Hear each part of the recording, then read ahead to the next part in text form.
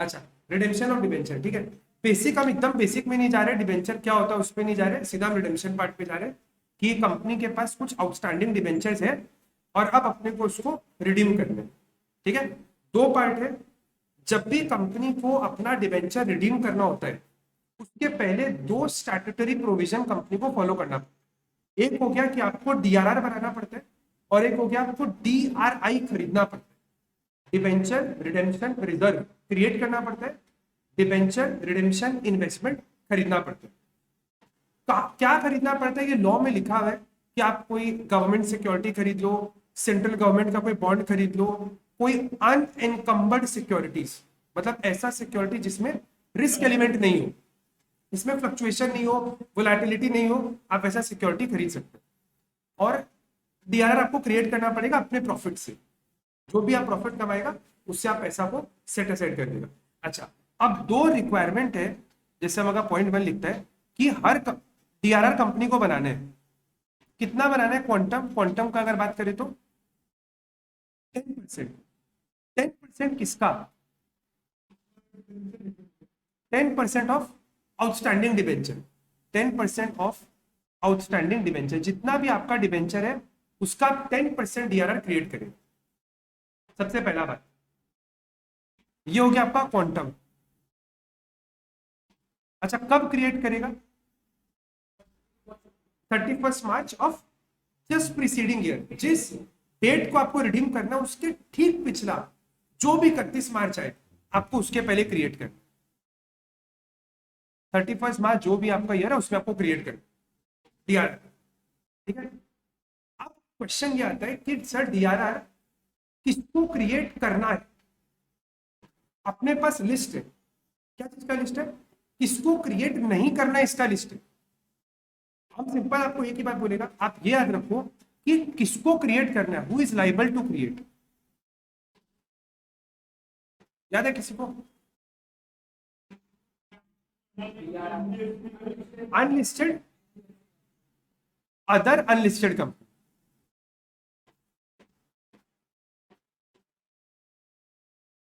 Other unlisted company, ठीक है। मतलब आप बोल सकते हैं non NBFC, non housing finance company, हाँ ये लोग करेगा। नॉन एनबीएफसी मतलब एक, देखो किसको क्रिएट करना है, किसको क्रिएट नहीं करना, हम उस पर आ रहे हैं। बैंकिंग कंपनी को नहीं करना है, ऑल इंडिया फाइनेंशियल इंस्टीट्यूशन को नहीं करना है, लिस्टेड कंपनी को नहीं करना है, लिस्टेड कोई भी कंपनी, चाहे वो हाउसिंग फाइनेंस हो, चाहे वो एनबीएफसी हो, चाहे वो अदर लिस्टेड हो, नहीं करना है। केवल किसको करना है, अनलिस्टेड कंपनी। और कौन सा लिस्टेड कंपनी को, अदर अनलिस्टेड कंपनी। अदर का मतलब क्या हो गया, अदर अनलिस्टेड कंपनी मतलब हो गया excluding NBFC and housing finance company, excluding NBFC, NBFC को छोड़ के और हाउसिंग फाइनेंस को छोड़ के, इनको क्या क्रिएट करना है, डीआरआर क्रिएट करना है। अच्छा, अब मान लो कंपनी के पास जो डीआरआर क्रिएट किया है, जब डिबेंचर आपका रिडीम हो जाएगा तो अपने लोग क्या करेंगे, उसको जनरल रिजर्व में ट्रांसफर कर देंगे। इसके ऊपर बहुत सारा क्लॉज है जिसको अपने लोग बाद में देखेंगे। सेकंड, हाँ बोलिए।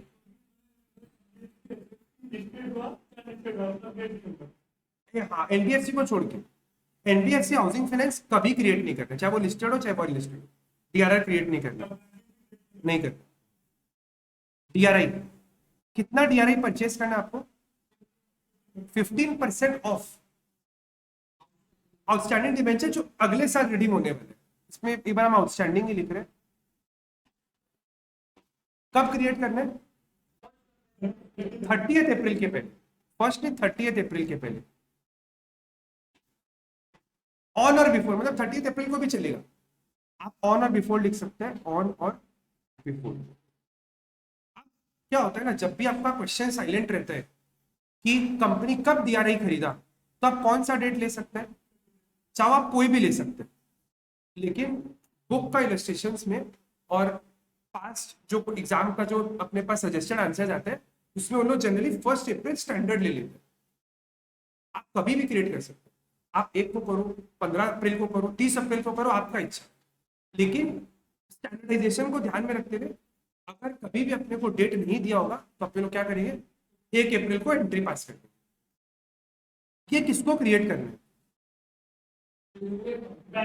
इसको तो करना ही है, जो ऊपर में उसको तो करना ही है, और ये किसको करना है, लिस्टेड कंपनी। मतलब जिसको डीआरआर करना है उसको तो डीआरआई करना ही है, प्लस लिस्टेड कंपनी को डीआरआई भी करेगी।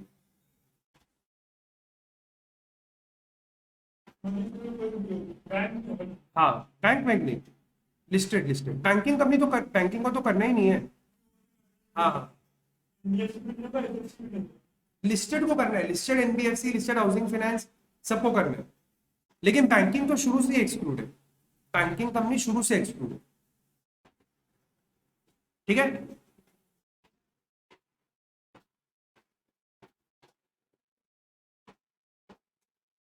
आगे बढ़े,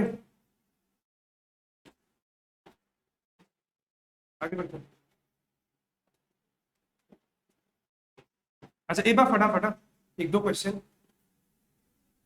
सबसे पहले डीआरआर का बात हो रहा है, ठीक है। इसमें अपने ज्यादा क्वेश्चन आज अपने सॉल्व नहीं करते बैठेंगे, ज्यादा डिस्कस, क्योंकि इसे अपने पहले किए हुए, लेकिन बस एक एरर हो गया था जो इस बार बस सुधारने के लिए अपने क्लास फटाफट कर रहे हैं। तो अगर मान लो आपको बोला है आइनॉक्स लिमिटेड एक लिस्टेड कंपनी है, तो क्या लिस्टेड कंपनी को डीआरआर क्रिएट करना है? डीआरआर केवल एक ही को क्रिएट करना है। डीआरआर किसको क्रिएट करना है? अदर अनलिस्टेड कंपनी को, तो इसको क्रिएट करने का कोई जरूरत नहीं है, पहला ठीक है। अच्छा, अनलिस्टेड पब्लिक लिमिटेड कंपनी, बाकी ये सब मैन्युफैक्चरर है, केमिकल, टर्नओवर, ये सब से अपने को कोई मतलब नहीं है, ठीक है। 5,000 डिबेंचर इशू किया है, 500 रुपए का। आपको बोला कितना डीआरआर इसको क्रिएट कर,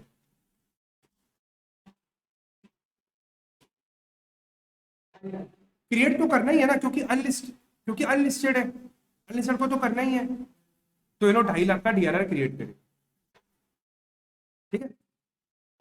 third, Hitachi Limited is an unlisted and not the NBFC and housing finance company. पढ़ो पढ़ो पढ़ो। पहला अनलिस्टेड है तो करना है क्या, और नॉट एन एनबीएफसी तो भी करना ही है, क्योंकि एक्सक्लूडिंग बात किए थे अपने लोग, तो इनको क्रिएट करना है पहला वाला में, क्योंकि कन्वर्टेबल है। आपको अल्टीमेटली कभी भी इसका कैश तो देना ही नहीं है। कन्वर्टेबल डिबेंचर का मतलब क्या हो गया, भविष्य में इसको हम लोग शेयर्स में कन्वर्ट कर लेंगे, तो आपको कुछ लाइबिलिटी, आपको कुछ पेमेंट तो करना ही नहीं है भविष्य में, तो आपको इसका कोई डीआरआर क्रिएट करने का जरूरत नहीं, because these are convertible debentures. भी देखो आप लोग, अमाउंट बताओ, अमाउंट कितना आएगा? 50,000।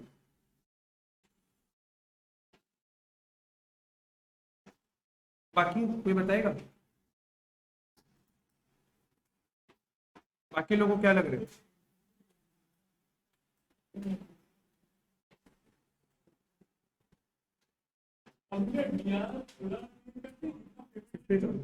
हाँ, क्या बोला? 50,000 क्या बोला था?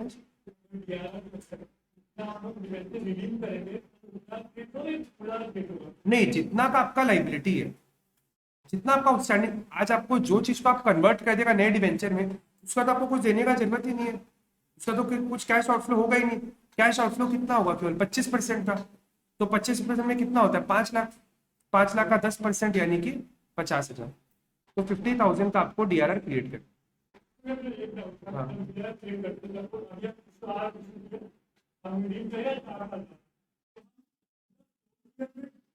नहीं, डीआरआर आज ही बनाएगा, आज बनेगा, एक ही बार बनेगा बस, बार बार डीआरआर नहीं बना। नंबर 4, नंबर 4 देखो, नंबर 4,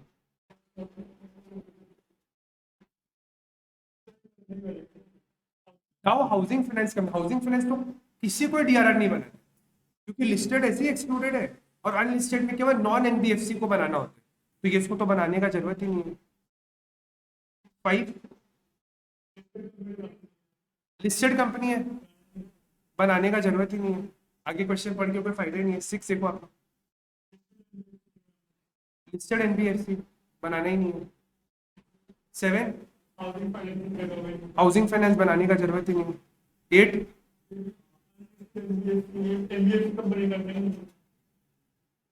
नहीं करना है तो, क्योंकि अनलिस्टेड नॉन एनबीएफसी को बनाना होता है, इसको बनाने का भी जरूरत नहीं। तो आपको यहाँ पे कुछ पढ़ने तब दिमाग लगाना ही नहीं है। ठीक है, डीआरआर एकदम क्लियर है, कोई डाउट नहीं है। अच्छा, डीआरआई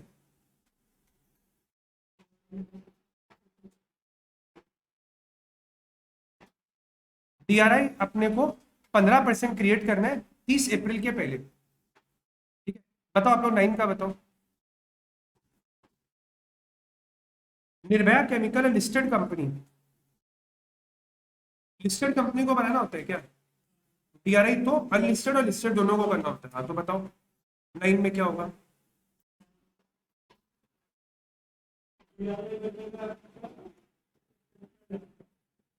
आपको क्वेश्चन में बोला 10 लाख का है, 10 लाख इशू किया है of 50 each at a premium of 8% on 2020, redeemable on 30 June 2021। The issue was fully subscribe, pass journal entries.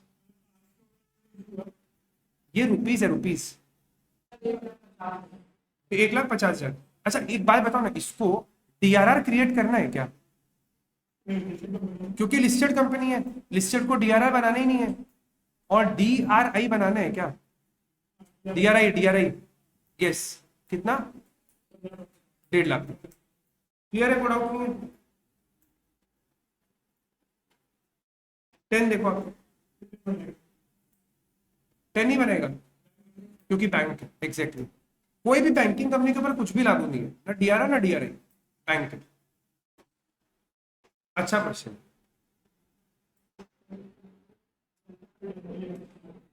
सबसे पहला लिस्टेड एनबीएफसी है, आपको क्या पूछा है? डीआरआई एप्लीकेबल,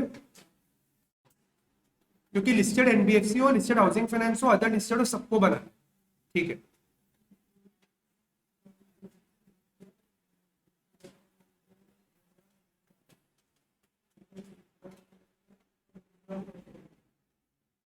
तो आपका 20,000 डिबेंचर है, उसमें 15% यानी 3,000 रिडीम हो रहे। 3,000 का वैल्यू कितना? 3 लाख। तो आपको इस दिन में 3 लाख डिबेंचर रिडीम हो रहे, तो आपको कितना डीआरआई बनाने? 45,000। 45 परफेक्ट। और डेट क्या होगा बनाने का? 45 कैसे? देखिए आप इसका 15% करो, 3 लाख का 15%, 45। डेट 30 अप्रैल 2017। 18 कैसे होगा सर?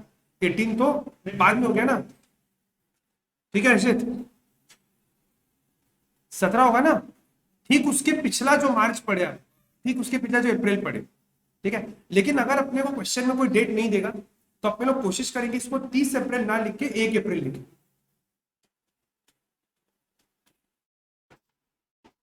अप्रैल होते हैं कि अप्रैल होते हैं?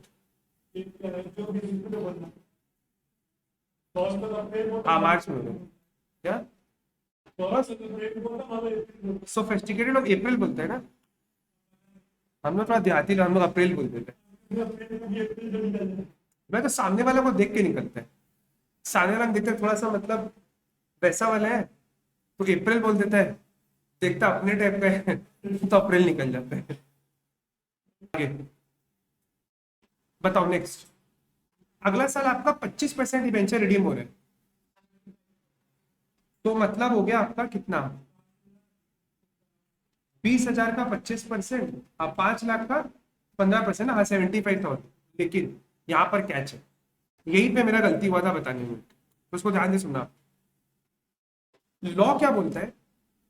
जितना आपका आउटस्टैंडिंग डिबेंचर है, प्लीज और टेक्निकल है, जितना आपका आउटस्टैंडिंग डिबेंचर है उसका 15% डीआरआई आपके पास होना चाहिए।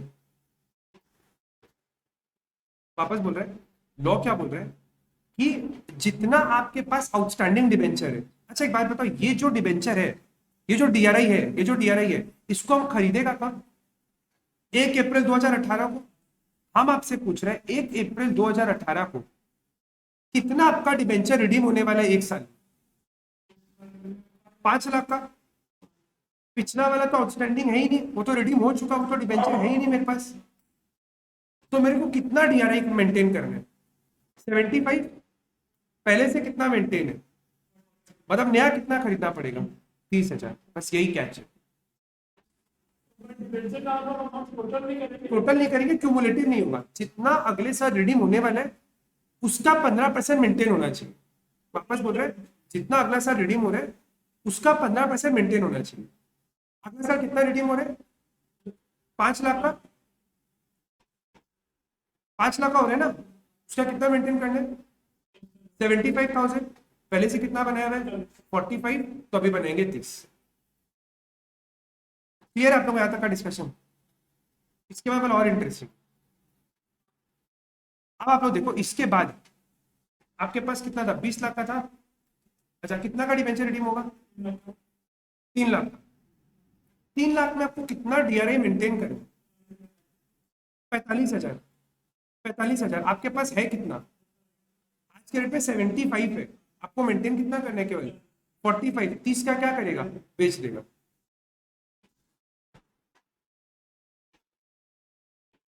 तीस का डीआरआई को आप बेच देना। हाँ, ये नोट लिखा समझ आ रहा है भाई? 1 तारीख को जिस दिन आप खरीदने बैठेगा उस दिन देख लो। अगर मेरे पास एक्सेस बना हुआ है तो उसको बेच दो। ठीक है, बेचने इसको करने का काम आप हाँ इस दिन कर सकते हैं, कोई दिक्कत नहीं। आगे बढ़े। अच्छा, अगर हम अभी का हिसाब लगाए, हाँ बोलिए। ये नहीं समझ, देखिए वापस बताते हैं। 1 अप्रैल 18 को आप डीआरआई खरीदने बैठे। आपको क्या पता है? सॉरी, 18 में डेट उल्टा हो गया ना। 9, हाँ 20, 19 होगा, सॉरी। ठीक है, 1 अप्रैल 19 को आप डीआरआई खरीदने बैठे। आप क्या देख रहे हैं? मेरा कितना डिबेंचर रिडीम होने वाला है? 3 लाख का। 15% यानी 3 लाख। तो आपको इस पे कितना डीआरआई चाहिए? 45,000। ऑलरेडी कितना बना हुआ है? चाहिए 45, बना हुआ है 75। तो क्यों डीआरआई एक्स्ट्रा रखेगा? बेच दो इसको। कितना का बेच देंगे? 30,000। क्लियर अंकिता, समझ में आया? अब ये जो करना है ना, ये जो बेचना, ये ऑप्शनल है। ये ऑप्शनल है। कुछ ऑथर्स का ऐसा मानना होता है कि इसको बेच के क्या फायदा, इन्वेस्टमेंट पड़ा है तो रहने दो। लॉ में कहीं बेचने तो बोल नहीं रहे। ये भी बात ठीक है। कुछ स्कूल के टीचर लोग भी यही बोलते हैं कि लॉ में तो कोई बेचने तो नहीं बोल रहे, तो आप बेच क्यों रहे? वो लोग का भी बोलना एकदम ठीक है। कुछ लोग का मानना ऐसा है, तो मेजोरिटी स्कूल में बोलता है मत बेचो, लेकिन मेरा थोड़ा सा डिफरेंट ओपिनियन है और बुक का भी यही ओपिनियन है। मेरे हिसाब से इसको बेचना चाहिए, क्योंकि लॉ में बोला है कि हमको इतना मेंटेन करना चाहिए। तो हम क्यों जबरदस्ती डीआरआई एक्स्ट्रा खरीद के रखें?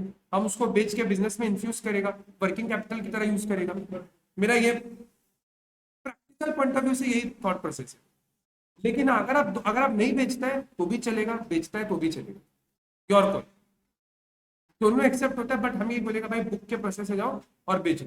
बुक वाला इसको बेच के दिखा तो बेच दो। ठीक है। अच्छा, आज के डेट में आपके पास अब कितने का डीआरआई पड़ा हुआ है?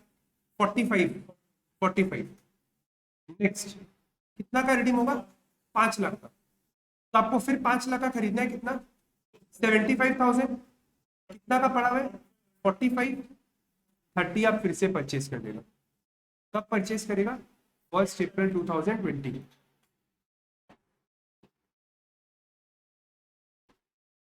ठीक है, वापस 75 का डीआरआई हो गया आपके पास। अब आपका कितना है? 4 लाख का रिडीम होगा। 4 लाख का 15%, 60,000। कितना का पड़ा है आपके पास? 75। 15 बेच देंगे। 15 बेच देंगे ना। 1 अप्रैल 2021 को अब जिस दिन लास्ट डिबेंचर रिडीम होगा ना, जिस दिन आप इसको बेचेगा, मतलब डिबेंचर को जिस दिन रिडीम करेगा, उस दिन आप क्या करेगा? अपने डीआरआई को पूरे बेच देगा। 60,000 का डिबेंचर होगा, पूरा आप इसको बेच, समझ में आ रहा है आपको? लास्ट दिन जब आप डिबेंचर का एंट्री करेगा ना, इस दिन पे ध्यान से प्लीज, मैं बस सुना आप लोग।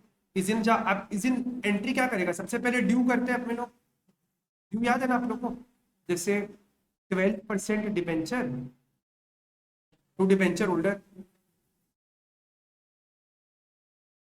फिर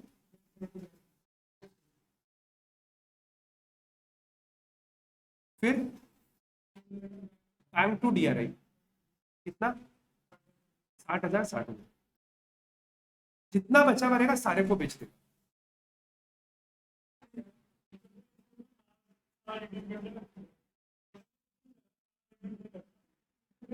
आएगा आएगा आएगा, सारा क्वेश्चन आएगा। बट क्वेश्चन आपका करेक्ट असेसमेंट है कि जब भी आपको देखो, रिडेम्पशन दो तरीके से होता है। एक तो होता है एक बार में पूरा फुल फ्लेजेड लम सम, और एक होता है इंस्टॉलमेंट में। जब किस्तों में हो रहा है ना, इंस्टॉलमेंट में हो रहा है, आप चेक करो क्या पूरा रिडीम हो रहा है, क्या 100% रिडीम हो गया, चेक किया था आपने? अगर 100% रिडीम हो जाएगा तो ही लास्ट में बेचने वाला एंट्री आएगा, अगर नहीं होगा तो ये लास्ट का एंट्री नहीं आएगा। ये टीआरआई को पूरा बेचने का एंट्री उस दिन आएगा जिस दिन आपका लास्ट आखिरी डिबेंचर रिडीम हो रहा होगा। क्लियर है? आपका ये जो 60,000 का डिबेंचर बचा था ना लास्ट में, इसको आप बेच देगा। कब बेचेगा? जिस दिन आखिरी डिबेंचर बिके रिडीम होगा उस दिन, मतलब ऑन 31 मार्च 2022।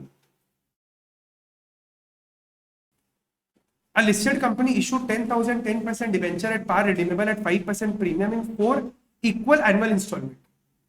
ये सम क्यों करा रहा है आपको लगेगा सेम है, लेकिन कराने का एक ऑब्जेक्टिव है। पिछला वाला जो क्वेश्चन अपने किए थे, ये क्वेश्चन का अगर हम एक हेडिंग दे तो हम बोल सकते हैं debenture redeem in unequal instalment, बोल सकते हैं ना। इंस्टॉलमेंट था लेकिन अनइक्वल था, यहाँ पे आप देखो इक्वल इंस्टॉलमेंट है। 4 annual installment of 2,500 each। पहला बात लिस्टेड कंपनी है तो डीआरआर का तो कोई जरूरत ही नहीं है, लेकिन डीआरआई का जरूरत है। पहला कब रिडीम करेगा? 30 जून 2020 को। बोला कितना इन्वेस्टमेंट आपको करने का जरूरत है बिफोर रिडेम्पशन? आपको बताओ कितना का डीआरआई और कब डीआरआई बनेगा पहला?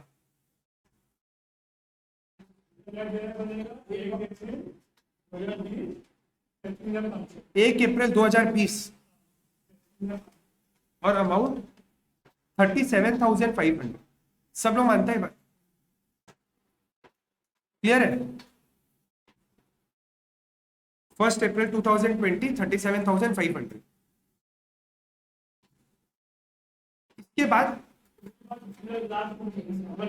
अच्छा इसके बाद नेक्स्ट डिबेंचर रिडीम कब होगा? 30 जून 2021 को। क्या मेरे को कोई डीआरआई बनाना है वापस? क्यों?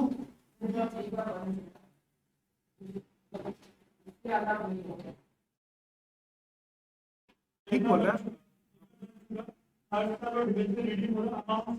एग्जैक्टली वही तो बोला है कि हर साल, क्योंकि 15% आप करेगा आउटस्टैंडिंग का तो सेम ही फिगर आएगा। अगला साल वापस कितना डिवेंचर रिडीम होगा? फिर से 2.5 लाख का, तो 2.5 लाख का फिर से आप क्या करेगा? 15%, इतना ही आएगा। और ये तो ऑलरेडी पड़ा हुआ ही है, तो आपको वापस डीआरआई बनाने का जरूरत नहीं। मतलब अगर कंक्लूजन करें, अगर आपका डिवेंचर इक्वल इंस्टॉलमेंट्स में रिडीम हो तो आपको डीआरआई केवल एक बार बनाना है। अच्छा, अब मेरा क्वेश्चन है कि ये डिवेंचर रियलाइज, मेरा बुक में ही है कि डिवेंचर रियलाइज कब होगा? When realised? जून 30 जून 2023 क्या? 20, 21, 22, 23, हाँ ठीक है, चलो डन। क्या क्या बोले विजय, क्या बोले? डीआरआई टू रियलाइजेशन नहीं, बैंक टू डीआरआई बिक जाएगा ना आपका। हाँ अच्छा, इसका आप लोग क्या बोले, इसका नोट लिखाने के लिए क्या 11 का? अच्छा एक नोट लिख ही लो आप लोग।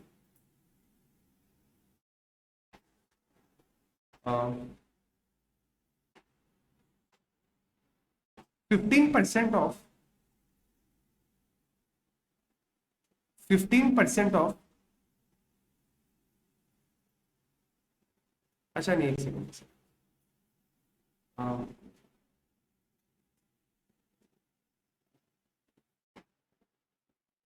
DRI is to be purchased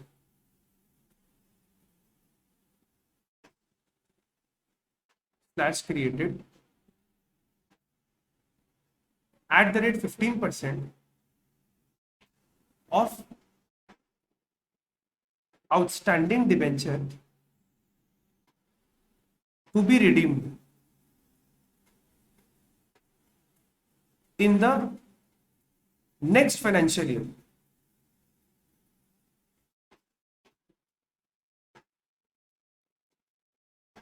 on or before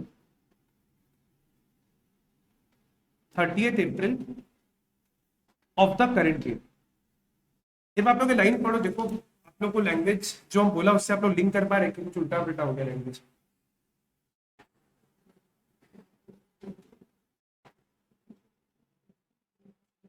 of the current year, मतलब जो अगला साल रिडीम हो रहा है उसका इस साल हम 30 अप्रैल को बनाएंगे, ठीक है। If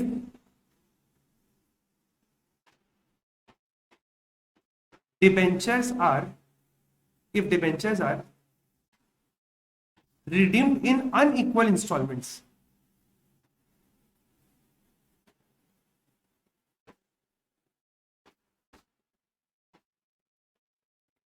if debentures are redeemed in unequal installments,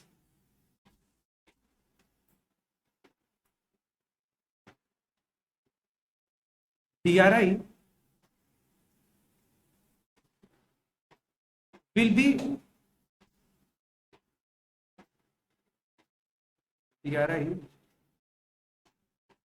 will be maintained at the rate 15% on outstanding basis। Outstanding basis समझ गया ना आप लोग, on outstanding basis and not on cumulative basis.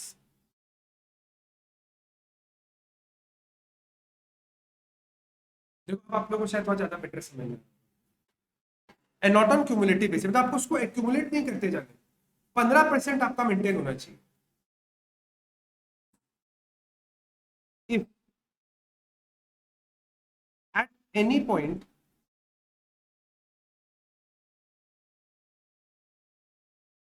required DRI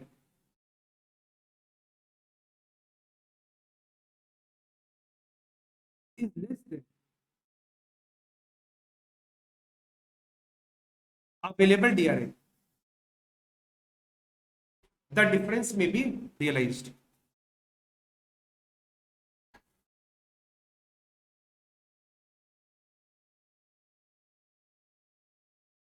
the difference में भी realised में हम लिखा है क्योंकि अपने पास दोनों ऑप्शन है, चाहो तो नहीं भी भेज सकते, चाहो तो आप भेज भी सकते, इसलिए हम मे वर्ड को लिखा है कि डिफरेंस में भी रियलाइज्ड।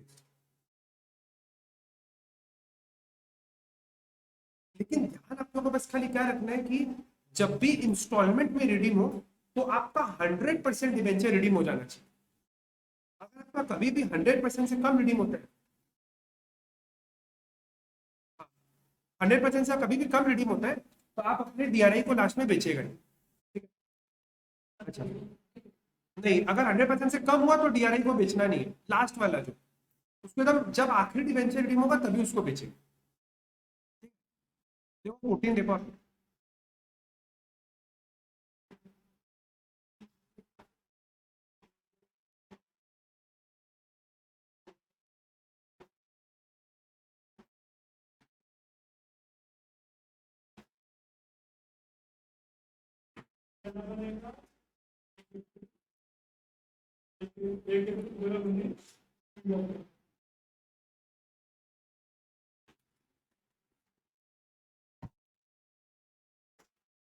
हाँ, पहला वाला आपका बनेगा 1 अप्रैल 2 लाख का 15%, 30,000 का DRI खरीदना पड़ेगा, है ना। उसके बाद 1 अप्रैल 2020 को कितना का DRI? 45, लेकिन 30 बनाया हुआ है तो 15 ही खरीदेंगे।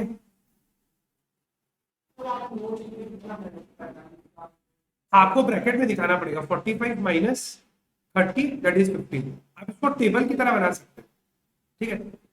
आप इसको टेबल की तरह बना सकते हैं कि कितना डिबेंचर आउटस्टैंडिंग है, कौन सा डेट को रिडीम हो रहा है। ये तो दो डेट आपको क्वेश्चन में मिल जाएगा। फिर आप एक कॉलम बना लेना कि date of creation of DRI, वहां पे डेट बैठा देना। फिर DRI to be created, column में आप इसको बना सकते हैं, ठीक है।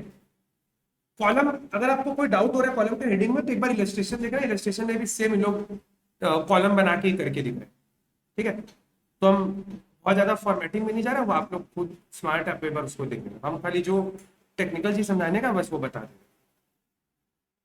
ठीक है। उसके बाद 5 लाख का 15%। हाँ,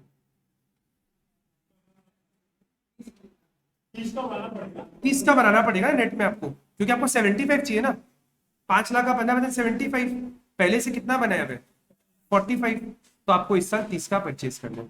कब? 1 अप्रैल 2021।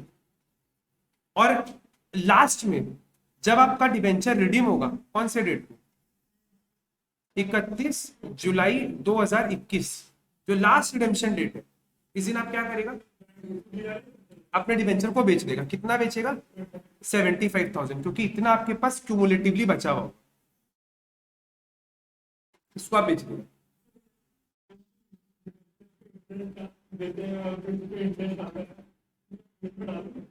हाँ, लास्ट में आपको ट्रांसफर एंट्री, अगर इसमें कोई भी इंटरेस्ट है तो आपको उसको लास्ट में ट्रांसफर एंट्री दिखाना पड़ेगा, PL टू इंटरेस्ट, या फिर अगर DRI पे मिला तो इंटरेस्ट टू PL। इंटरेस्ट बोलेगा तो ही। नॉर्मली देखो क्या है ना, आप अगर आप अपना सैंपल पेपर का आपका क्वेश्चन देखिएगा, आप लोग का सैंपल पेपर में क्वेश्चन था, ठीक है। सैंपल पेपर में क्या क्वेश्चन था, बहुत अच्छा क्वेश्चन है सैंपल पेपर में। उसमें बोलता है कि एक अनलिस्टेड कंपनी, अच्छा, हम आप लोगों को पहले बताया था, अगर आप लोगों को याद आ रहा हो तो, कि अपने लोग डिबेंचर को या तो अपने प्रॉफिट से भी रिडीम कर सकते हैं या तो कैपिटल से भी कर सकते हैं। जब आप कैपिटल से करते हैं तो आपको क्या करना पड़ता है? आपको 100% DRR बनाना पड़ता है।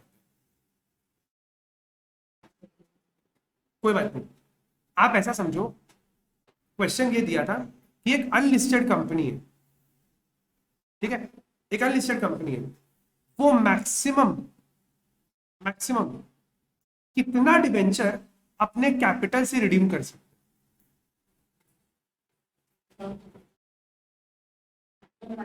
90%, क्योंकि 10 तो DRR बनाना पड़ेगा, तो 10 तो प्रॉफिट से रिडीम करना है, तो बचा हुआ 90% ही वो अपने कैपिटल से रिडीम कर सकते हैं। आप खोजिएगा ना तो आपके बुक में आपको कोई थ्योरी में लिखा हुआ नहीं मिलेगा। आज नहीं, हम बुक का बता रहे हैं। बुक में आप कहीं भी अगर थ्योरी पढ़ेगा पहले, तो आपको कहीं भी ऐसे लिखा हुआ नहीं मिलेगा।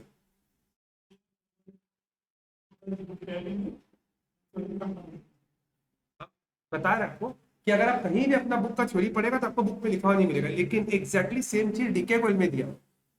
डीके गोयल के थ्योरी में एग्जैक्ट लाइन लिखा हुआ है 90%। लेकिन ठीक है, आप सोच सकते हैं, ऐसा नहीं कि सोचना बहुत देखो सिंपल था, ऐसा नहीं, बहुत ईजी है इसको सोचना, क्योंकि आपको 10% को लिंक कराना पड़ेगा, पहले अनलिस्टेड को, फिर DRR को, फिर जाके आप ये सोच पाए, ठीक है।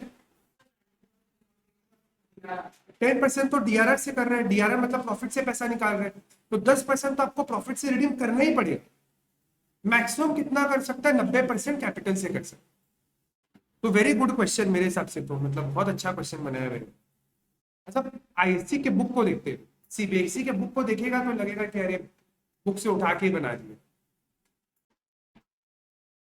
सन लिमिटेड एक लिस्टेड पब्लिक कंपनी है, मैन्युफैक्चर करते हैं जो भी है। Calculate the amount of DRR DRR तो बनाना ही नहीं है। और which should be set aside to meet the requirement before redemption of debenture, तो कुछ भी क्रिएट नहीं करना, नो डीआरआर।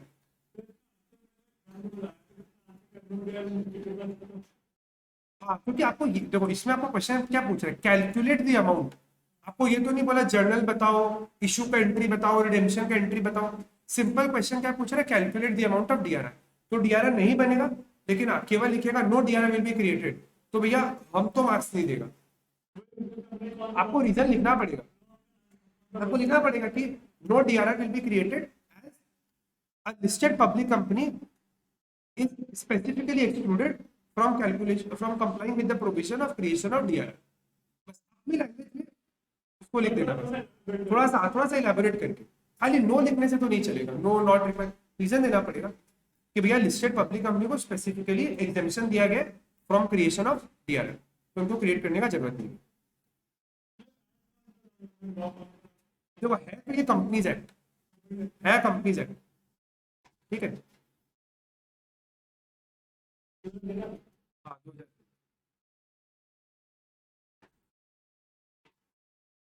देखिए नेक्स्ट,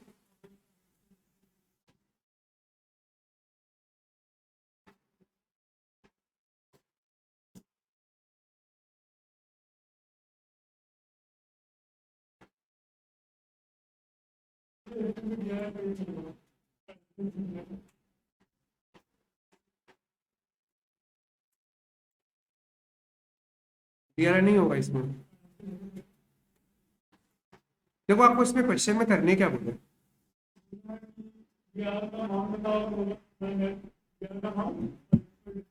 डीआरआर तो कुछ आएगा ही नहीं, क्योंकि अदर फाइनेंशियल इंस्टीट्यूशन है, क्रिएट करने का जरूरत नहीं है। और नेक्स्ट क्या बोला है, ठीक है, pass journal entries for issue, issue का एंट्री तो आप लोग कर ही लेना। Bank to debenture application allotment, debenture application allotment to 9% debenture, ये तो आप लोग कर लेगा। और रिडेम्पशन का 9% डिबेंचर टू लिखा है आपको, इशू रिडेम्पशन का बोला है ना। अच्छा कितना साल का, एक सेकंड देख लो, वो डेट वेट आपको बोला है, अच्छा नहीं डेट बोला है, कब इशू किया बोला है क्या, 2014 में किया, 2020 में। आपको इसमें इंटरेस्ट को इग्नोर करना है, ठीक है। एग्जाम में आएगा ना तो आप मान के चलो 2-3 मार्क्स से ऊपर का क्वेश्चन नहीं आएगा, खाली इशू रिडेम्पशन का 2-3 मार्क्स से ऊपर का क्वेश्चन नहीं आएगा, 2 का तो नहीं 3 मार्क्स आप मान के चलो। तो 2 इशू का एंट्री, 2 रिडेम्पशन का एंट्री, खत्म। 20 फटाफट।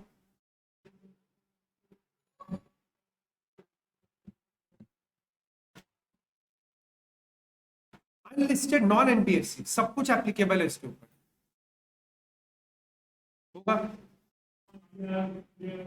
टीआर बनाना पड़ेगा, टोटल 8 लाख का है, 80,000 चाहिए टीआरआर, 20 बनाया हुआ है, 60 क्रिएट करना पड़ेगा। आपका 20 पहले से बनाया हुआ है, तो आपको डीआर, अच्छा क्वेश्चन में आपको बोला है क्या कब रिडीम हो रहे हैं, कुछ भी बोला है, कुछ नहीं बोला आपको, खाली इशू पे एंट्री बोले। किसी दिन आउटस्टैंडिंग डिबेंचर था ड्यू फॉर रिडेम्पशन, मतलब इसी दिन मान लेते हैं अपने रिडेम्पशन का डेट है, तो कब आपको डीआरआर क्रिएट करना पड़ेगा, कुछ बोला नहीं है तो 31 मार्च 2020 को क्रिएट कर लो, 60,000 का डीआरआर।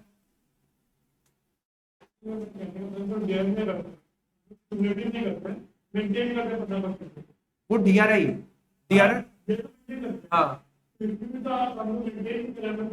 आपका, लेकिन 20 का ही बना हुआ है ना। लॉ का रिक्वायरमेंट क्या है कि आपको कम से कम 10% मेंटेन करना होगा।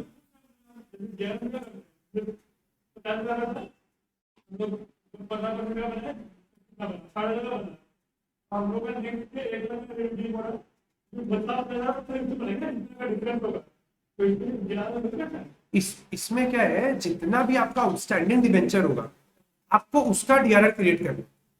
आपका आउटस्टैंडिंग कितना है, 8 लाख, तो 8 लाख का आपको 80,000 चाहिए था, 20 बना हुआ है, डिफरेंस का आप और क्रिएट करो। यहाँ पे देखो क्या है ना, यहाँ पे इंस्टॉलमेंट में रिडीम नहीं हो रहा है, यहाँ पे वन टाइम रिडेम्पशन है, वन शॉट रिडेम्पशन। तो आपको कितना डीआरआर चाहिए, 80, 20 बना हुआ है, 60 क्रिएट करो। अब जब आपका ड्यू डेट आएगा 31 मार्च 2021, इस दिन आप क्या एंट्री करेगा, पहले ड्यू का वही जितना परसेंट भी है, 9% debenture to debenture holder to bank, और उसके बाद डीआरआर को जीआर में ट्रांसफर कर देंगे। तो इसी डेट में आपका एंट्री आएगा DRR account debit to GR account, कितना, पूरा 80,000। हाँ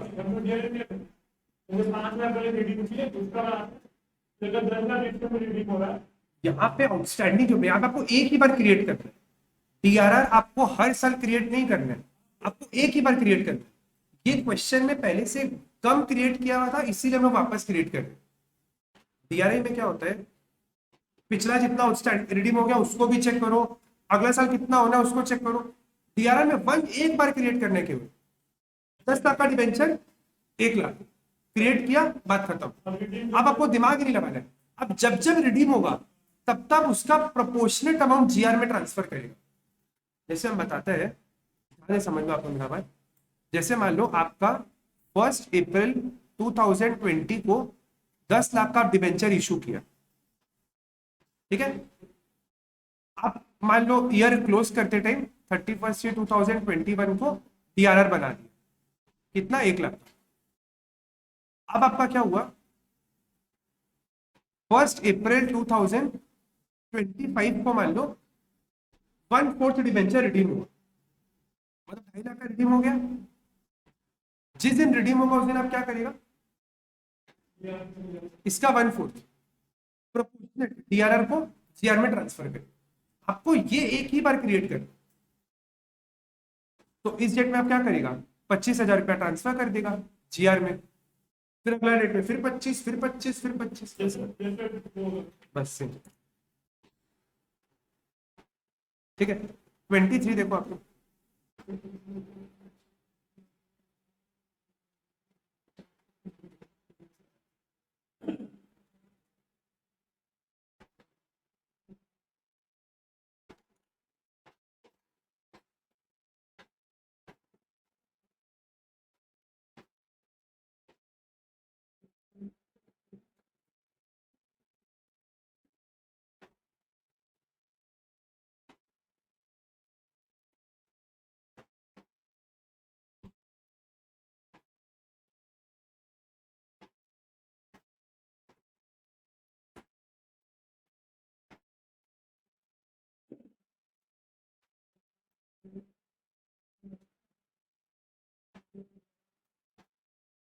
पहले से कंपनी के पास 30 का डीआरआर है, 30 का और क्रिएट करना है, और कब बना दिया company, on that date the company transfer 30,000 to debenture redemption reserve, और बाद में तो रिडेम्पशन का बात है, ठीक है। तो आप सबका सबसे पहले एंट्री कब आएगा भाई, 30 मार्च 2021 को, क्या चीज का, डीआरआर का। इसमें ना पीएल मत लिखना, अपने आम भाषा में बोलते हैं, आप लोगों को पहले ही पता था, statement of profit and loss account, ये पूरा लिखना आप लोग, क्योंकि कंपनी अकाउंट से, तो statement of profit and loss account to DRR कितना क्रिएट करना पड़ेगा आपको, 30 क्रिएट करना है, हो गया। फिर डीआरआई भी लेना पड़ेगा क्या, डीआरआई भी तो लेना पड़ेगा ना, क्योंकि कंपनी कितना डिबेंचर रिडीम कर रहे हैं, 3 लाख कर रहे हैं, कब, 30 जून 2021 को। तो कम से कम 30 अप्रैल 2021 के पहले 1 तारीख ले लेना, आपको डीआरआई भी खरीदना पड़ेगा, कितने का, 45,000 का, 3 लाख का 15%, जितना रिडीम हो रहा है उतने का, आउटस्टैंडिंग नहीं, जितना रिडीम हो रहा है उतने का 45,000 डीआरआर टोटल का, डीआरआई जितना अगला साल रिडीम होने वाला उतना, उसका 15% 30 अप्रैल के पहले, ठीक है। 45 का क्रिएट कर दिया, अब क्या करेगा, 30 जून को पहले ड्यू, पहले डीआरआई बिकेगा, अच्छा नहीं, अच्छा एक सेकंड, डीआरआई बिकेगा कि नहीं बिकेगा, या नहीं बिकेगा, क्योंकि अभी तक सारा डिबेंचर रिडीम हुआ नहीं है, श्योर है सबको, सुधांशु क्लियर, हम क्या बोले, जब तक 100% डिबेंचर रिडीम नहीं होगा, जब तक 100% डिबेंचर रिडीम नहीं होगा, तब तक आप अपने डीआरआई को बेच नहीं सकते। अभी देखो 50% ही तो रिडीम हो रहा है, तब अपने डीआरआई को बेच नहीं सकते। आपका बेचेगा जब आखिरी रिडेम्पशन होगा। तो आप सबसे पहले क्या करेगा, डिबेंचर को ड्यू करेगा, फिर डिबेंचर का पेमेंट करेगा, फिर जीआर में ट्रांसफर करेगा। कितना ट्रांसफर करेगा? 30 क्यों करेगा? अच्छा 30, ठीक है ठीक है, पहले से 60 था, 30 ट्रांसफर करेगा, ठीक है, करेक्ट करेक्ट। 30 को ट्रांसफर कर देगा जीआर। सब कब होगा? 30 जून 2021 को। क्लियर है तक? क्या इशू का एंट्री, तो क्वेश्चन का टोन पड़ेगा ना, in the books of the firm for the above. अगर आपको क्वेश्चन एग्जाम में 5 मार्क्स का देखो पूछे, तो मेरे हिसाब से रिडेम्पशन का एंट्री सफिशियंट है, ठीक है, 5 मार्क्स के लिए। और 5 से ऊपर का क्वेश्चन पूछेगा ही नहीं। अच्छा एक बार हम देखते हैं कि ना इन लोग बुक में क्या किया। एक सेकेंड, जहां तक है देखो वही करना चाहिए। नहीं, बुक में इन लोग पूरा इशू का भी एंट्री दिखाया है। अब देखो मार्क्स पे डिपेंड करता है, ये जब ये क्वेश्चन एग्जाम में पहले आया तो 8 मार्क्स का क्वेश्चन आता था। अब ये जो बुक में आंसर पीछे दिया हुआ है उसमें भी 8 मार्क्स के हिसाब से ही दिया हुआ है, लेकिन देखो 5 मार्क्स के लिए भी आए तो देखो अगर टाइम परमिट करे ना तो इशू का एंट्री कर देगा, लेकिन टाइम परमिट नहीं करे तो आप कितना एंट्री करके दिखा रहे हैं? 1 2 3 4 5, 5 एंट्री तो दिखा ही रहे 5 मार्क्स के लिए, तो कम तो नहीं कर रहे। इशू का 3 एंट्री और होता तो 8 मार्क्स के लिए 8 एंट्री जस्टिफाइड था, बट फिर भी अगर टाइम परमिट करे तो इशू का एंट्री भी दिखाते हैं।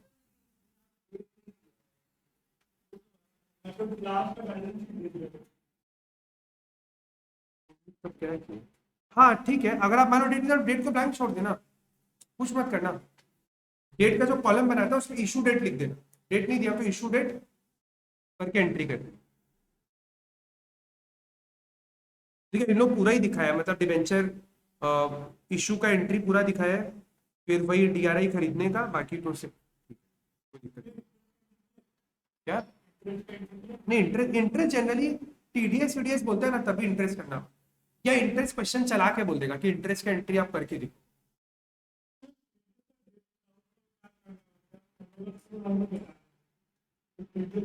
टीडीएस का पेमेंट का डेट ना अगला तारीख का 7 को कर दे, क्योंकि बुक में भी कोई ऐसा क्लैरिटी वाला चीज नहीं बताएगी। ठीक है, फिर भी एक बार हम डीके को इसको देख लेगा, एक बार हम वह कंफर्म कर लेगा कि टीडीएस का इन लोगों को एंट्री दिखाया कि नहीं दिखाया, डेट पे बताया कि नहीं।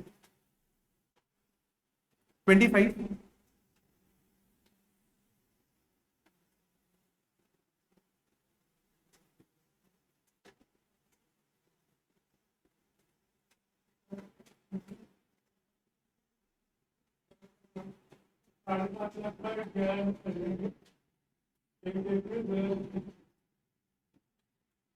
हाँ ठीक है, ड्यू फॉर रिडेम्पशन और 31 जुलाई है, तो आप 30 अप्रैल 2021 को।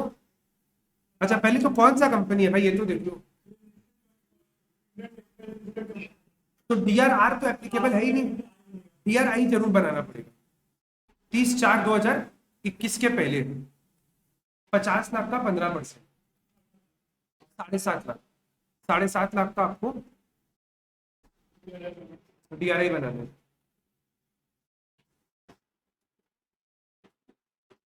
बाकी रिडेम्पशन का एंट्री तो आप लोग कर लेगा, ड्यू करना है, पेमेंट करना है। एक सेकंड ना,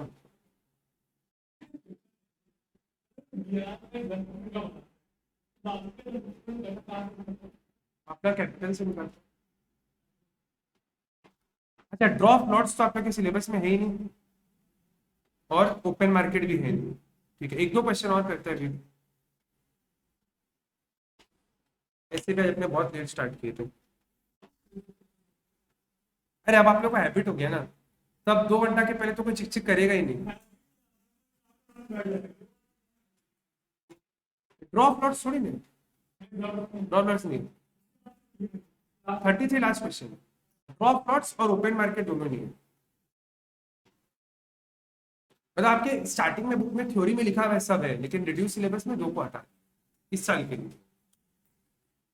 देखो आपको 33,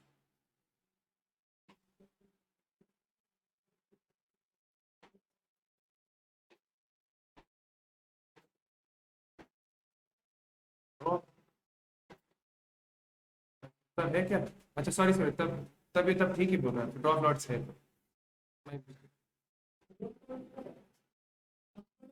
अच्छा नहीं, ये लास्ट का दो टॉपिक बोला था, ये सॉरी सॉरी माय मिस्टेक, ये नहीं, ये सब नहीं।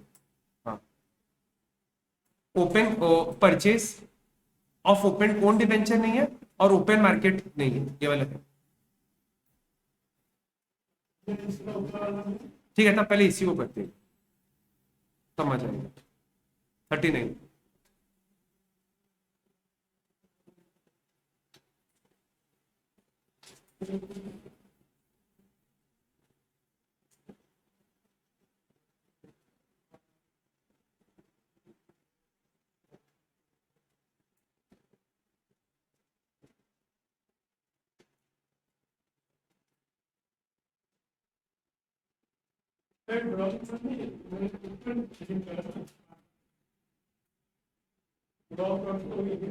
ड्रॉप लॉट्स मतलब इंस्टॉलमेंट, मतलब कोई भी 1000 डिवेंचर को कंपनी उठाएगा और उसको रिडीम कर, अनलिस्टेड नॉन एनबीएफसी सब कुछ एप्लीकेबल है। 10,000 टोटल 10 लाख का है on 3 yearly instalments by drop lots. ठीक है, तो सबसे पहले आपको दिया हुआ है 1 मार्च 2020। तो इसका आप, अच्छा डीआरआर कब बनेगा? अच्छा पहले आपको एक बार करेगा क्या खुद से, भाई सम कर लो नहीं वाला, चाहे रफली कर लो, कुछ भी कैसी भी आप लोगों को लगता है कर लो एकदम, फिर अपने इसको डिस्कस कर लेंगे।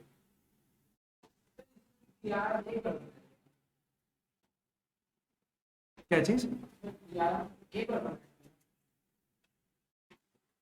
नहीं यहाँ पे अलग देखो कुछ नहीं है, यहाँ पे ये बस एक फुल फ्लेजर क्वेश्चन है, इसलिए हम बोले इसको कर लेते हैं, बाकी इसको क्या, बाकी को डिस्कस ही करेंगे, इसको करेंगे नहीं।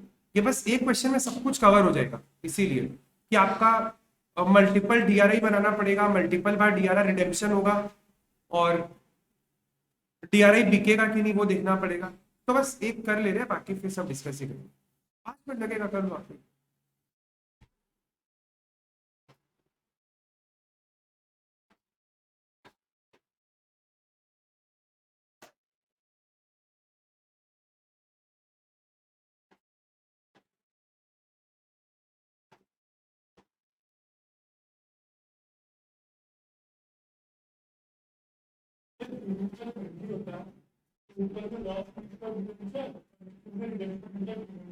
प्रीमियम और रिडेम्पशन ऑफ डिबेंचर,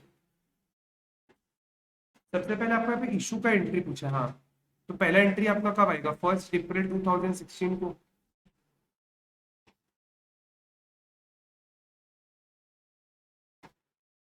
इशू किया पार पे, रिडीम करेगा प्रीमियम में।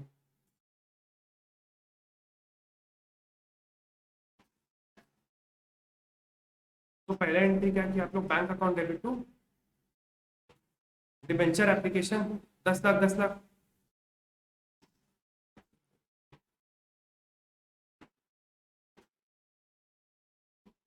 फिर debenture application to loss to 10% debenture to premium और रिडेम्पशन। 10 लाख 10 लाख 50,000 50,000।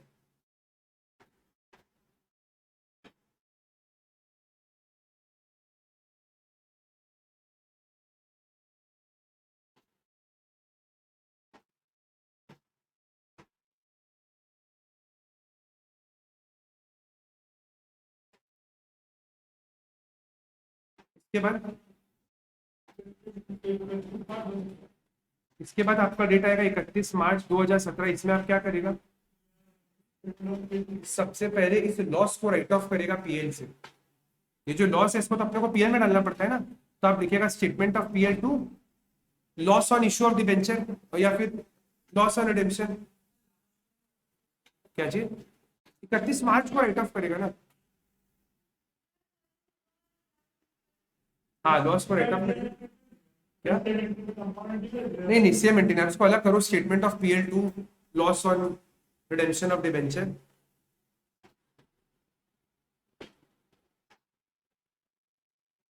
ठीक है, इसमें आप एंट्री करना, स्टेटमेंट ऑफ पीएल लिख लेना, statement of PL to loss on issue of debenture. Statement of profit and loss account to loss on issue of debenture. फिर आप यहाँ पे डीआरआर क्रिएट कर दो। कितने का डीआरआर बनेगा? 10 लाख का 10%, 1 लाख का। तो 31 मार्च को वही same statement of PL to DRR. कोई दिक्कत?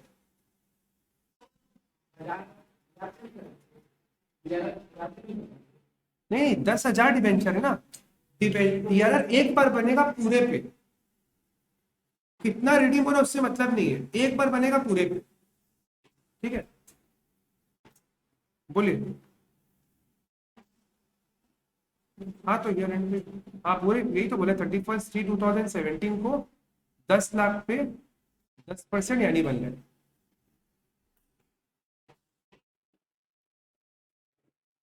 हाँ हाँ, तब भी बना सकते हैं, कोई इशू नहीं है। ये डीआरआर का कोई डेट नहीं है, बोले कि जब भी रिडीम हो उसके पहले आप कभी भी कर सकते हो। आप चाहे 17 को कर लो, 18 को कर लो, 19 को कर लो, योर कॉल, इसमें कोई प्रॉब्लम नहीं है।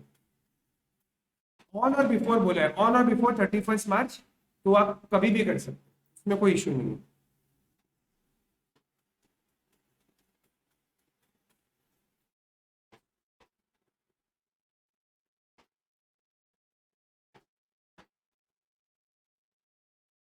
ठीक है, आप चाहो इसको लिख लो 31। अच्छा, लेकिन 17 को तो बना ही सकते हैं, लेकिन सबसे लास्ट कब डेट है जब बनाना ही पड़ेगा? 19 को। आप 19 भी लिख सकते हैं, कोई प्रॉब्लम नहीं है। 17 लिखो, 18 लिखो, 19 लिखो। लेकिन अब जब आप कर रहे हो तो एक चीज ध्यान रखो कि या तो हम सब चीज प्रीवियस ईयर में बनाएगा या हम इशू के टाइम पे ही बना देगा। एक चीज दिमाग में दोनों मत रखना कि फिर एग्जाम में कंफ्यूजन होगा। तो अपने खुद के लिए स्टैंडर्ड रखो, जैसे कि हम इशू क्या, तो हम इशू के टाइम पे कुछ नहीं करेगा। जब पहली बार डिबेंचर रिडीम होगा उसके ठीक पिछला मार्च को और उसके ठीक पिछले अप्रैल को डीआर और डीआरए का काम करते हैं। ठीक है, तो यही स्टैंडर्ड रख लो। 31 मार्च 19 को कर लेते हैं, कोई दिक्कत नहीं है। बना लो अपना डीआरआर 31 मार्च 19 को। डीआरआर 31 मार्च 19 को डीआरआर कितने का? 1 लाख का।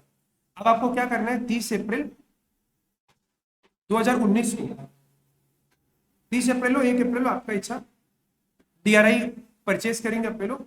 कितना का डीआरआई? 15,000 का। 1 लाख का 15%, 15,000 डीआरआई।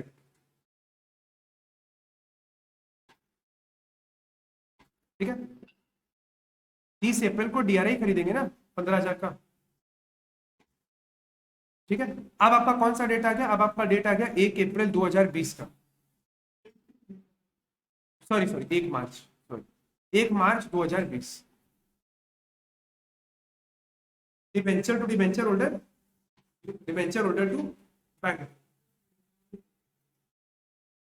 अच्छा, प्रीमियम में इशू हुआ था ना, तो आपका क्या एंट्री हो जाएगा?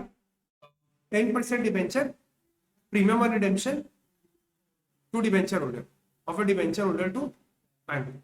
अच्छा, जब आप इसमें डिबेंचर को डेबिट करेगा तो कितने अमाउंट से करेगा? 1 लाख से। और प्रीमियम 50,000, 5,000, क्योंकि वो तो केवल 1 लाख 1,000 ही रिडीम हो रहा है ना। वो जो आप प्रीमियम बनाया 50,000 का, वो तो पूरा 10,000 का डिबेंचर पे। समझ आप हम क्या बोल रहे हैं? आपका एक शेयर, एक डिबेंचर पे प्रीमियम कितना है? 5 रुपया का। तो 1000 इंटू 5, 5,000 टू डिबेंचर होल्डर, फिर डिबेंचर होल्डर टू बैंक। उसके बाद ट्रांसफर करो जीआर में, जनरल रिजर्व में, इसी रेट को, सो सब इसी रेट को। कितना? 10,000 क्या? हाँ ठीक है, 10,000।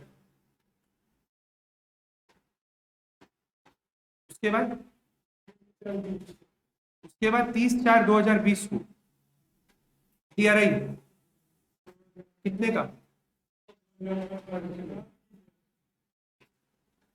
2 लाख का 15%, 30,000। पहले से कितना बनाया है? 15 बनाया है, तो नया 15 बनाना पड़ेगा। फिर वापस सेम एंट्री, कौन से डेट को? 1 अगस्त को, 1 अगस्त है, नहीं अगस्त नहीं, अगस्त, 1 अगस्त 2020। वापस same entry, debenture premium debenture holder to bank, और फिर वही वापस जीआर में ट्रांसफर करेगा, उसके वापस वही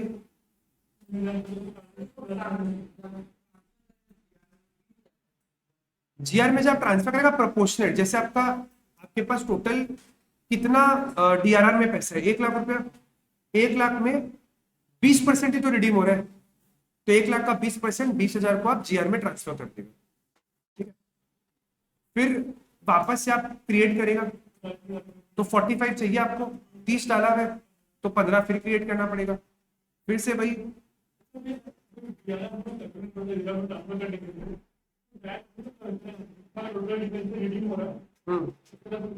हाँ हाँ हाँ, टोटल आपका इसमें 20,000 जाना चाहिए, आप कोई कैलकुलेशन से निकाल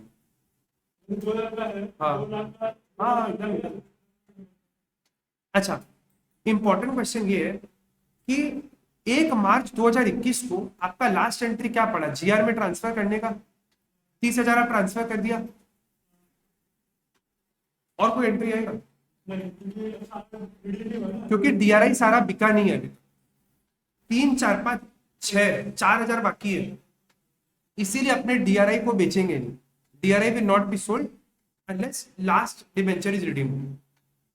क्लियर है आपने कोई 39 एकदम। तो ये हो सकता है आप लोग को इस टाइप का कोई क्वेश्चन पूछ ले, मे बी 5-6 मार्क्स का, ज्यादा आपको सारे एंट्री तो करने नहीं बोले, कुछ बीच बीच का एंट्री करने आपको बोल सकते। ये 30 तो एग्जैक्टली सेम है, इसको स्किप कर रहे हैं। ये वाला भी एकदम सेम ही है,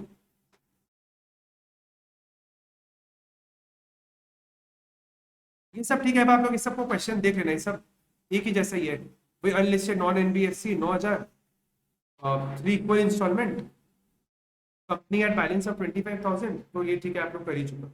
एक बार देखो नंबर 33,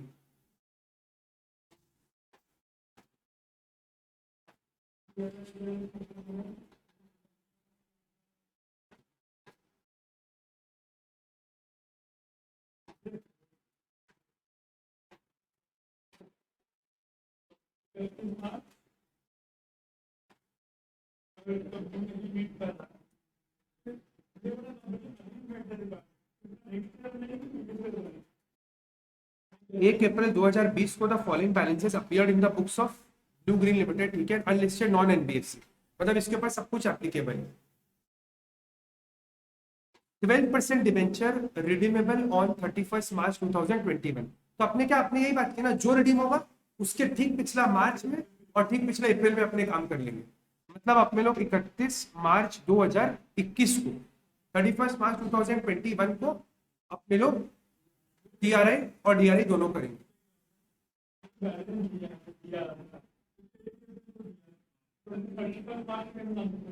हाँ, 1 लाख तो आपका क्रिएट किया भाई है, हाँ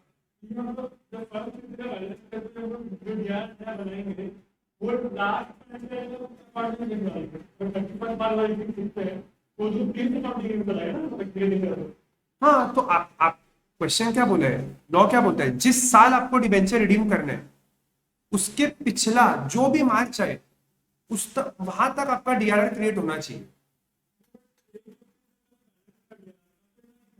हाँ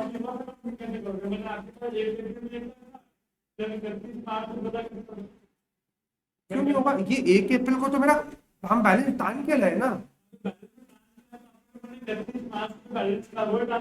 हाँ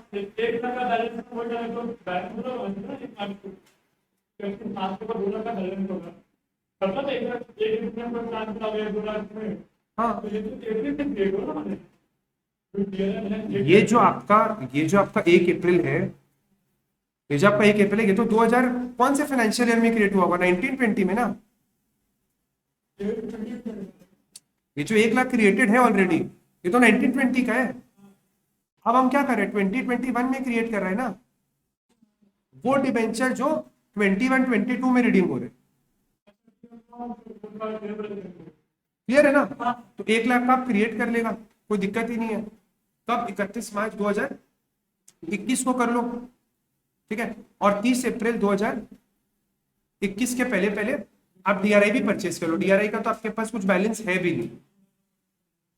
company met the requirements of companies act regarding DRR and DRI and redeem the debentures, मतलब शायद एक बार में ही पूरा कर रहे, ठीक है। इग्नोरिंग इंटरेस्ट, क्वेश्चन बोल रहे इंटरेस्ट को इग्नोर करो, सिंपल है।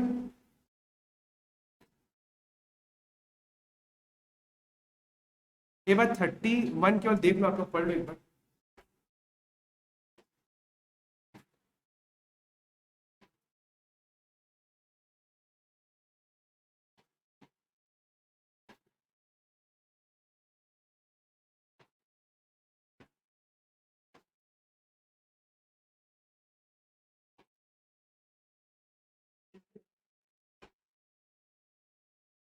हाँ हाँ हाँ, मतलब ऐसा कोई क्वेश्चन नहीं, क्वेश्चन एक है इसमें, मतलब उसमें ना खाली आपको हम बता देते हैं पहले, क्वेश्चन अच्छा क्वेश्चन है कि जो अपने अभी डिस्कस किए थे कि 90% वाला जो एमसीक्यू डिस्कस किए थे, उनका उसका कोई क्वेश्चन नहीं है क्या।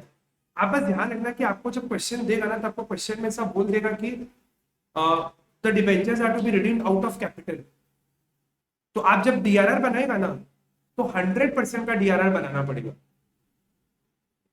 अगर बोला ओनली आउट ऑफ कैपिटल, तो आपको 100%, एक क्वेश्चन है ऐसा भी, एक सेकेंड, वो नंबर नहीं याद आ रहे, लेकिन से क्वेश्चन है।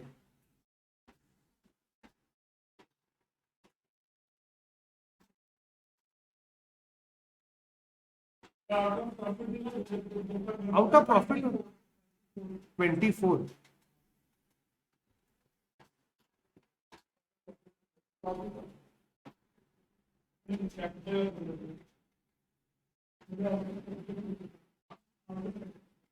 कैपिटल का कोई क्वेश्चन नहीं है ना ऐसा, फिर भी हम देखते हैं, अगर हम डीके गोयल में है, अगर मिलेगा तो हम आप लोग, डीके गोयल में है होगा तो हम आप लोग, उसमें है, उसमें है, उसमें पक्का है। अगर हम एक दो दिन में हमको मिल जाएगा, तो हम आप लोग को डीके गोयल में क्वेश्चन मार्क करके पीडीएफ भेज देगा, तो आप लोग अकॉर्डिंगली वो सब क्वेश्चन देख लेंगे।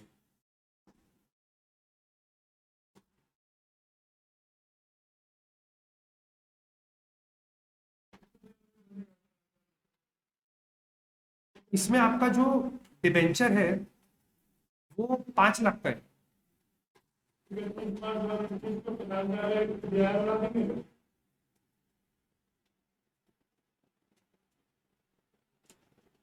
ठीक है, आपके पास 5 लाख का डिबेंचर है, तो आपको 50,000 का डीआरआर बनाना है।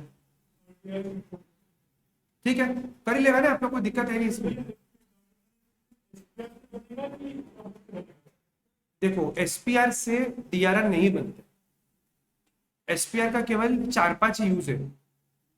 Bonus share, buyback, preliminary expenses को राइट ऑफ करने के लिए, loss on issue of securities को राइट ऑफ करने के लिए, लॉस या डिस्काउंट ऑन रिडेम्पशन को राइट ऑफ करने के लिए, बस 5 ही यूज है, छठा इसका यूज है ही नहीं। तो आप एसपीआर को तो यूज नहीं कर सकते। अब डीआरआर ना, to be very precise, DRR is made out of distributable profit. जो पैसा आप डिविडेंड देने के लिए यूज कर सकते हैं, आप उससे बना सकते हैं। तो अगर आपको, आपके पास अगर मान लो जीआर है, आप जीआर से बनाओ, आपके पास सरप्लस है, आप सरप्लस से बनाओ, चलेगा, उसमें कोई दिक्कत नहीं है। ठीक है, और फिर आपको डीआरआई तो परचेज करना ही पड़ेगा।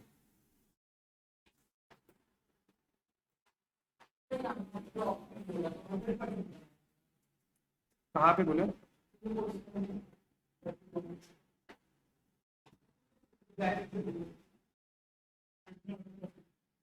हाँ, रिडीम्ड आउट ऑफ प्रॉफिट बोले, हाँ, 100%, 100%। 5 लाख। हम क्या बोल रहे हैं, आप लोग को सैंपल पेपर एक बार दिखा देते हैं, एक second. Question number 2, what is the maximum amount of debenture which an unlisted company other than NBFC and housing finance other than can redeem out of its capital? क्योंकि उसको 10% तो अपने प्रॉफिट से रिडीम करना ही पड़ेगा, तो 90% वो अपने कैपिटल से रिडीम करेगा। ये वाला क्लियर है ना आप लोग को? अच्छा, अब आप लोगों को जो डाउट है, हम एक सम आप लोगों को दिखा देता है, वो आप लोग के इलस्ट्रेशन में है, ताकि आप लोग का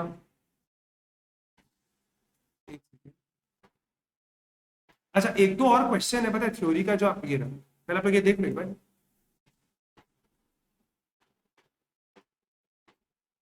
अगर कंपनी अपने कैपिटल से रिडीम कर रहे तो कम से कम 10% इसको ट्रांसफर करना पड़ेगा अपने डीआरआर में। कैपिटल से करे कम से कम 10%, प्रॉफिट से कर रहे 100%।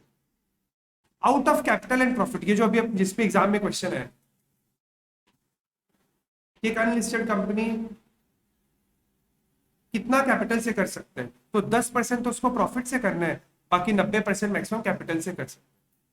ठीक है, इसमें आपको बोला है if the company does not transfer 100% to debenture redemption reserve as dividend to share holder, it is known as redemption out of profit and capital. इसी का ही एप्लीकेशन पे क्वेश्चन नंबर 2 बनाया गया, लेकिन डायरेक्टली नहीं बोला है आप लोगों को।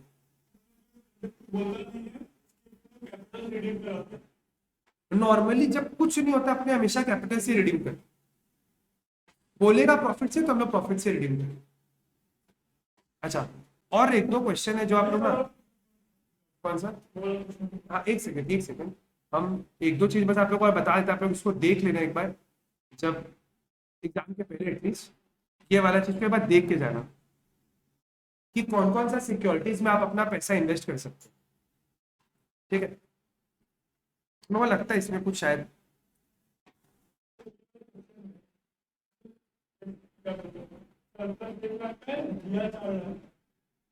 एक सेकेंड, आपको ये प्रॉफिट से रिडीम करना है तो आपको डीआरआर कितने का बनाना है, 5 लाख का।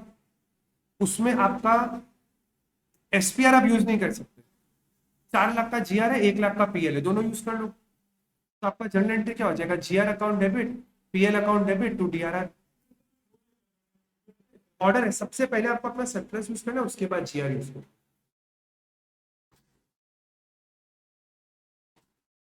ठीक है, इसका भी ना आपको बुक में एक जगह लिखा हुआ है, आप लोग उसका हम दिखा देते हैं, हम आप लोग को ऑर्डर भी है वाला, ये भी थ्योरी में दिया हुआ है।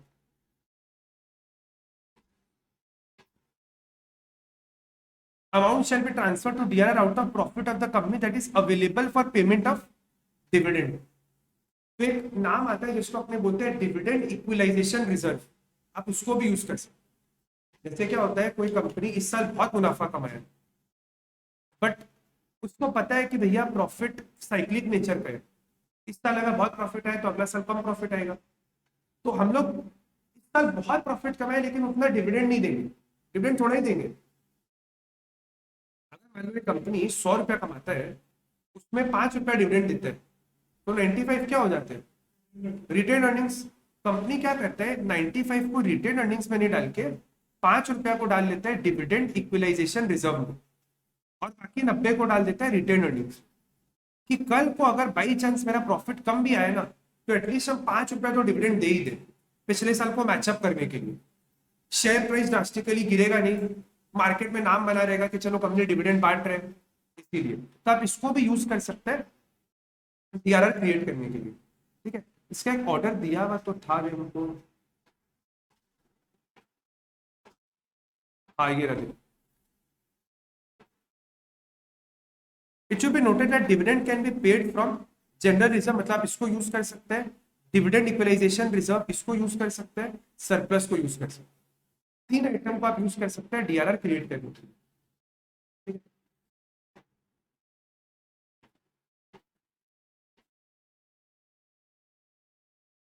बस बाकी तो ऐसा और कुछ ऐसा क्वेश्चन है नहीं। जहां रिडीम आउट ऑफ प्रॉफिट आएगा वहां आपको 100% क्रिएट करना, जहां आउट ऑफ प्रॉफिट आएगा आपको 100% क्रिएट करना।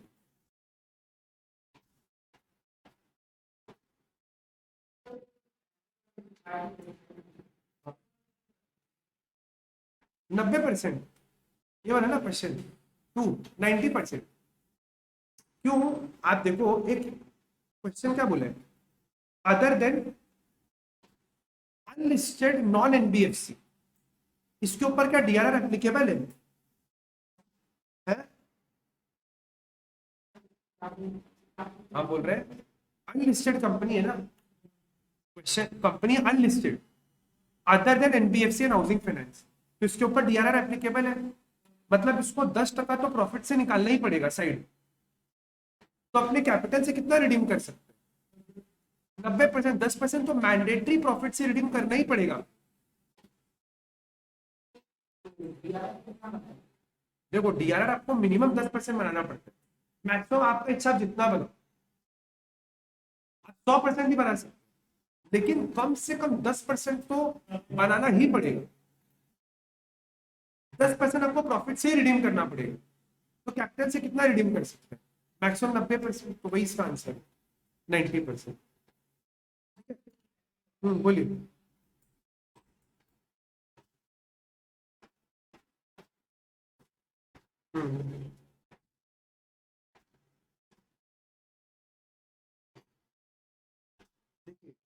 डीआरआर दो चीज पे, एक कुछ कंपनीज पे मैंडेटरी रिक्वायरमेंट है कि उनको 10% का डीआरआर बनाना ही पड़ता है, ठीक है।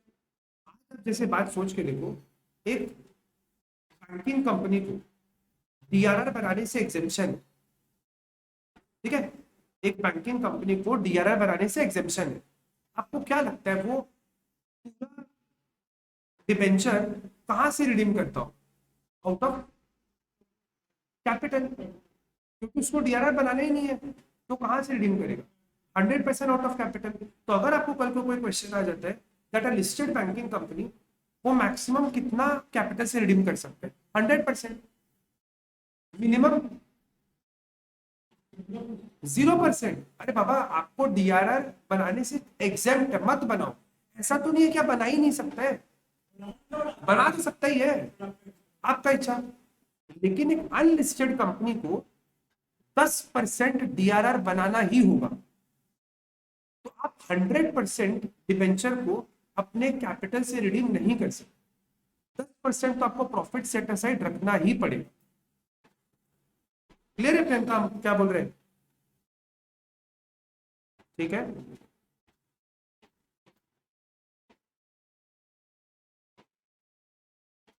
हाँ हाँ हाँ हाँ हाँ हाँ।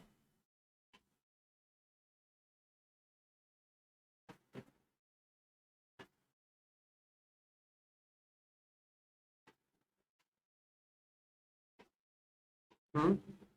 हाँ वो प्रॉफिट से करते हैं, ये आप प्रॉफिट से करते हैं, ये भी आप प्रॉफिट से ही कर रहे हैं।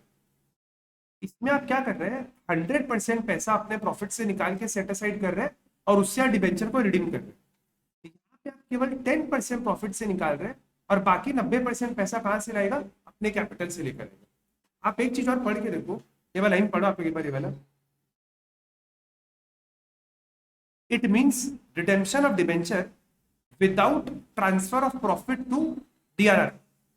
Redemption only out of capital is possible except by an unlisted company, because Companies Act 2013 prescribes that only these companies shall transfer at least 10% to outstanding debenture.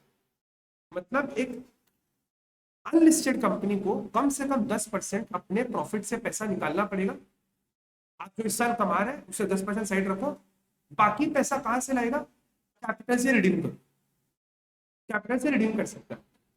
ऐसा क्यों किया है पता है? देखो आज एक बैंकिंग कंपनी है, बैंकिंग कंपनी का जो शेयर कैपिटल है,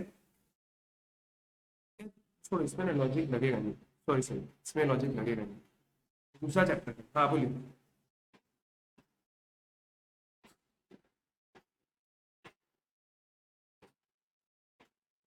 नहीं नहीं, अनलिस्टेड को ना, हाँ हाँ अनलिस्टेड को करना पड़ता है, हाँ।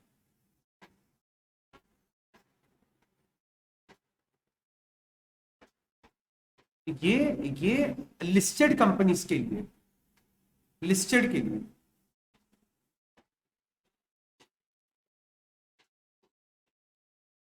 ये जनरली लिस्टेड के ऊपर ही एप्लीकेबल होता है, लेकिन लेकिन आप मेरा बात समझो, लिस्टेड को डीआरआर बनाने का तो रिक्वायरमेंट ही नहीं है, लिस्टेड को तो डीआरआर बनाने का रिक्वायरमेंट ही नहीं है। अब मेरा क्वेश्चन ये है, तो इस कैटेगरी में कौन सा कंपनी फॉल करेगा?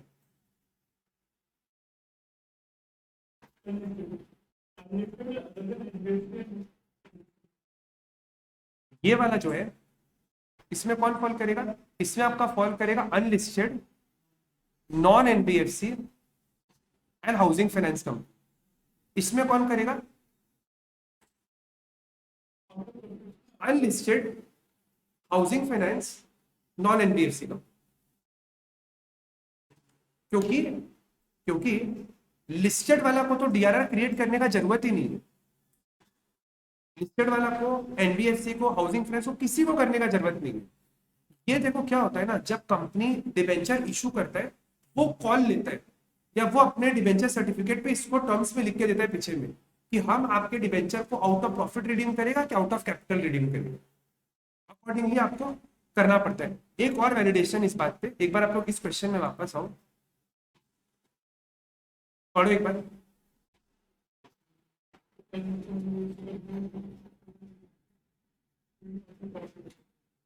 अनलिस्टेड नॉन एनबीएफसी, इसको डीआरआर बनाना पड़ता है। अब ये इसके ऊपर है कि ये इसको कैपिटल से रिडीम करेगा कि प्रॉफिट से करेगा। अगर ये इसको कैपिटल से करेगा तो कोई दिक्कत ही नहीं है। प्रॉफिट से करेगा तो 100% आपको डीआरआर में डालना पड़ेगा। कैपिटल से करेगा तो कम से कम 10%। प्रियंका कोई डाउट है अभी भी?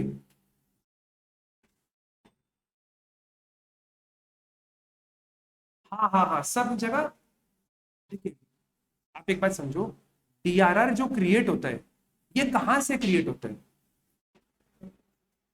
प्रॉफिट से। तो चाहे हम एक एग्जांपल ले रहे हैं, मान लो आपका ये है unlisted, non NBFC and housing finance company.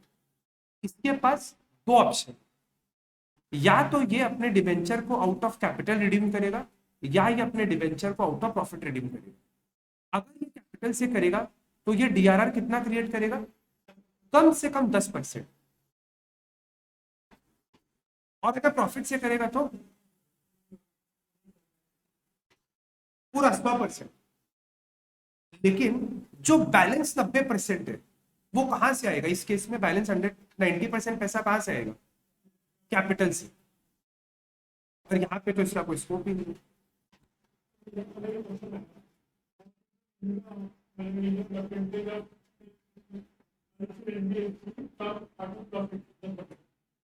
Out of profit.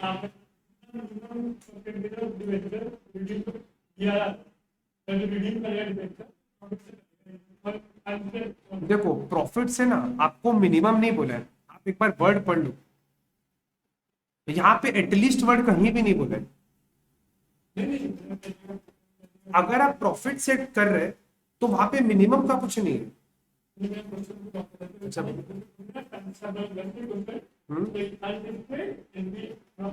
आप बोले यही क्वेश्चन है, खाली इसमें अनलिस्टेड अदर देन वर्ड छोड़ा हुआ है। हाँ,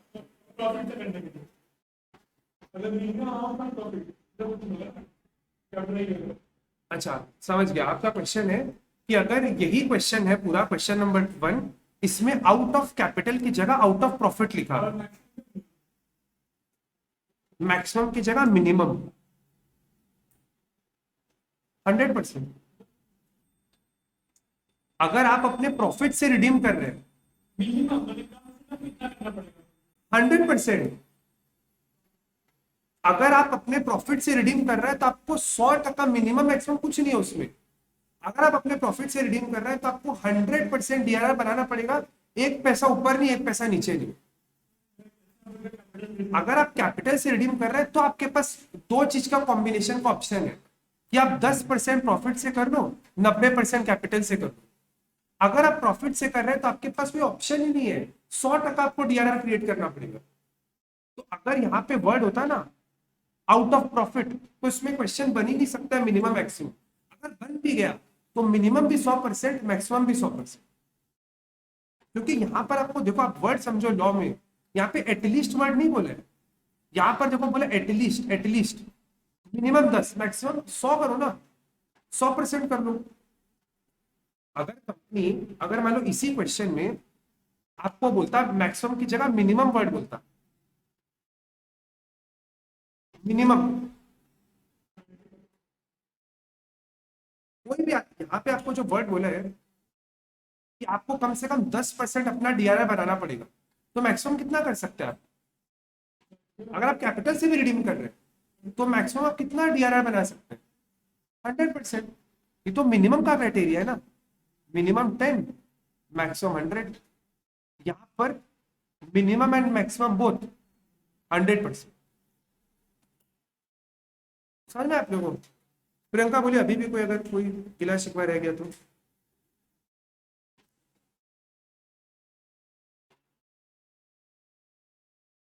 बस 10%।